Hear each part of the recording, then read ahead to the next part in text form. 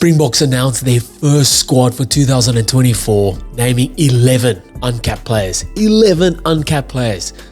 Oh man, the exciting part about this squad for me is the new uncapped talent coming into the squad, each of them in fine form at the moment for their club, adding their own style and flair to the squad as the Springboks continue on their quest to remain the number one rugby nation in the world.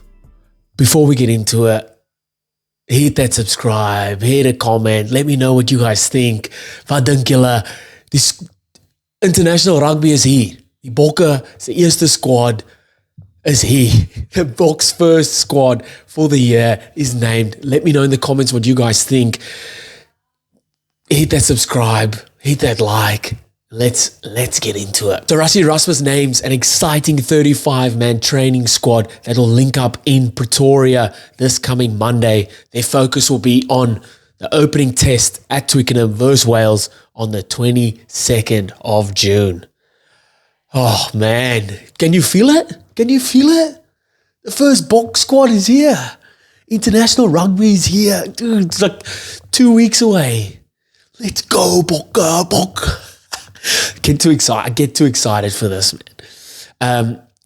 So the first Boks squad has been announced. Here's what you need to know. 11 uncapped players. The squad are Jordan Hendrikse, Quinn Horn, Edwil van der Merwe, Morne van der Berg, and they're all from the Lions. Then you got Pepsi Buthelezi, Sia Masuku, Ethan Hooker from the Sharks. You got Ben Jason Dixon, Sasha Feinberg, Ngumuzulu. I hope that's how you say it. And Nietling Fouchier, Andre Higuventa from the Stormers. They've all been outstanding for their respective competitions or for their respective teams this year. Players based in Europe, UK or Ireland will not be considered for this first test versus Wales, which opens the door up massively for a lot of these uncapped players to potentially make their Springbok debut. How exciting. Imagine you're one of those 11 players called in and you know there's an opportunity, there's like the chance of you getting picked for this opening game are really high, 80-90% chance. How good, man. Then the Bulls players not considered as they are all still in contention for the URC title. They won their last game. They're into the semi-finals. Go Bulla.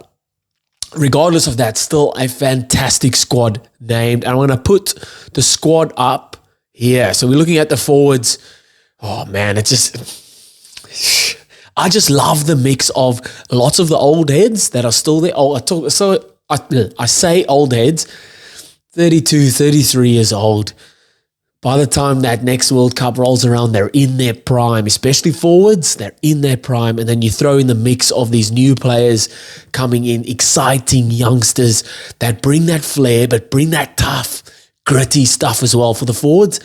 And that's what the Bokke want. That's what Rassie wants. That's what the Bokke, they mold their play around their forwards being hard, big, strong runners, exciting players as well. Great to see Malcolm Marx back in the mix. Obviously devastating for him at the World Cup with his knee injury. Great to see him back in there. And man, it's a very, very strong forwards pack.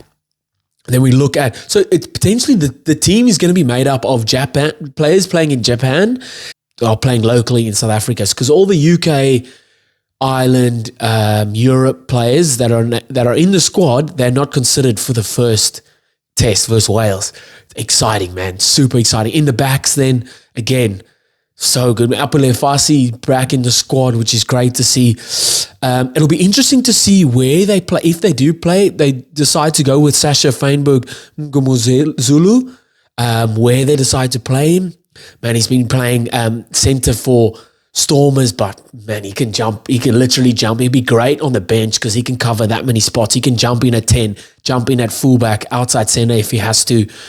And then it'll be good to see someone like Ethan Hooker as well, to see him. He's been killing it, carving up for the Sharks. But then a man, someone who's just like back-to-back man of the matches, killing it on the biggest stage, on the international stage, which is for him in the Challenge Cup, has been in the Challenge Cup. Siya Masuku, oh man, reminds me so much of Kennedy Tsimba back in the day for Cheetahs. I think he ended up playing for the Springboks 1 or 2 games, but Siya Masuku, man, has been unreal for the Sharks. And you hear guys like Eben Etzebeth talk so highly about these players, someone like Masuku and Ethan Hooker.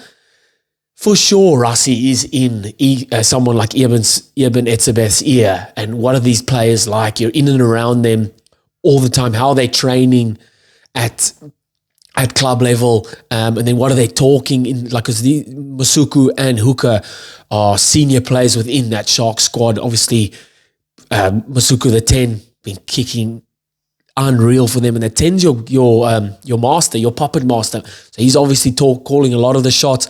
And then Ethan Hooker, so he's come through the ranks at Sharks. Someone they talk really highly of, especially all the senior players, and the coaching staff obviously see something because they've been backing him for this whole season now, and he's been playing outstanding, strong with ball in hand, and then good obviously distribution as well.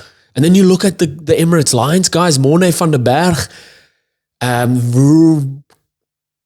proper mold of Faf de Klerk, early Faf de Klerk coming through, kicks well off the deck, very nippy, fast, nuggety scrum half that can tackle really well as well, like Faf de Klerk. His passing is fantastic as well.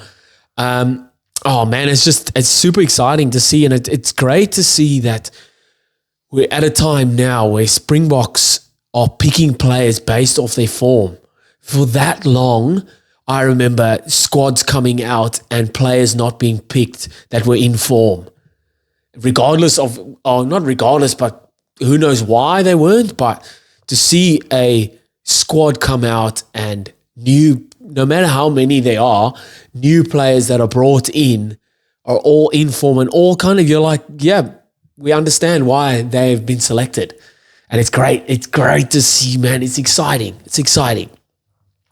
And like Rassie says here, we selected a group of players featuring a good mix of youth and experience. And in terms of young players especially, we believe they have the potential to make the step up to international rugby.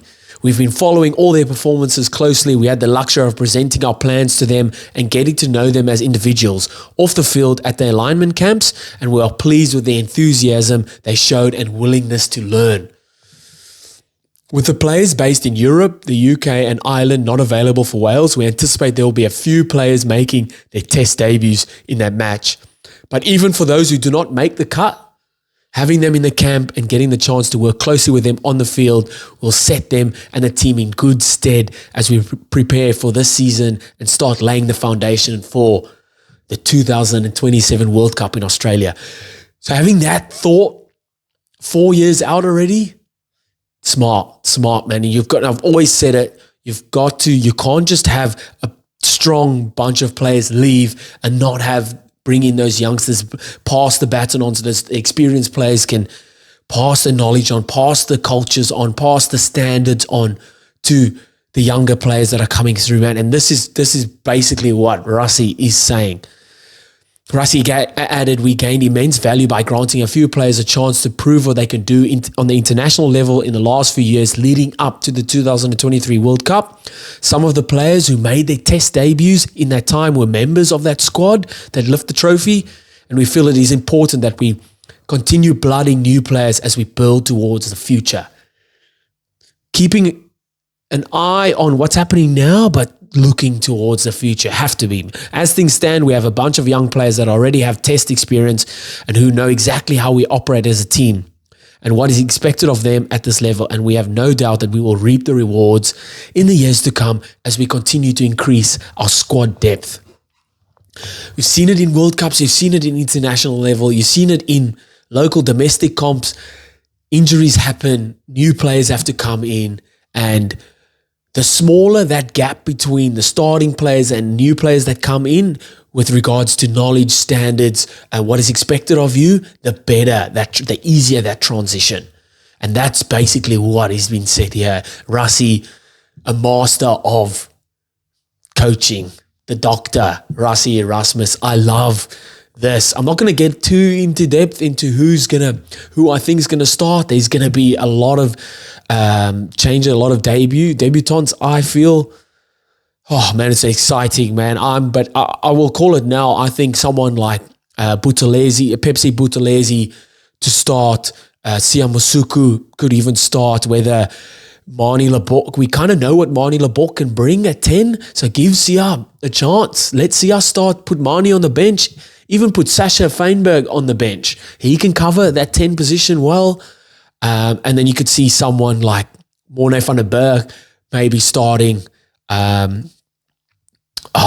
Even someone like Quinn Horn or Edward van der Merwe, exciting outside backline players, man. They only need half a little sniff of space and they're gone. Just excitement, man. Exciting. Love this. Let me know what you guys think in the comments. I can't wait for the international season to start. Let's go. What did you guys think of this squad or this training squad named? Let me know in the comments. Hit that subscribe and I'll see you next time. Bye.